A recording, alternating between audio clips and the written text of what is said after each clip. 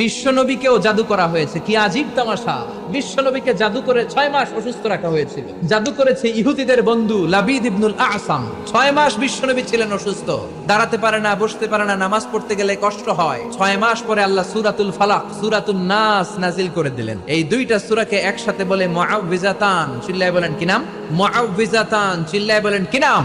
এই দুইটা সূরা পরে যদি ফু দেন, কোন জিনের বাদশাও আপনার ছিটেফোঁটা কিচ্ছু করতে পারবে না। চিল্লায় বলেন ঠিক কিনা? এজন্য সূরা ফালাক পরে ফু দিবেন, নাস পরে ফু দিবেন। ছেলেকে সুস্থ রাখবে কে? আবার অনেক ট্রাকের ড্রাইভার দেখবেন ট্রাকের নিচে পুরাতন জুতা ঝুলায় আছে না নাই? সিরা জুতা। আমার নানা কয় ফিসাও বাইন্দা রাখে, মানে ঝাড়ু বেঁধে রাখে, ঝাড়ু বেঁধে রাখে। তাই ট্রাকের ড্রাইভারে জিজ্ঞেস করলাম, কি রে পুরান জুতা ঝুলাইলি কেন? কয় হুজুর মুখ লাগে। তো মুখ লাগলে কি হয়েছে? কয় যেটা মুখ লাগাইছে ওর গালের মধ্যে আমার জুতা যাইয়া পড়ছে। এগুলো ভুয়া কথা। এই পুরাতন ঝাড়ু, পুরাতন জুতা, এগুলো আপনারে রক্ষা করতে পারে না। রক্ষা করতে পারে একজন, তিনি কে? আবার বাচ্চাদের দাঁত পড়ে গেলে এটা ইঁদুর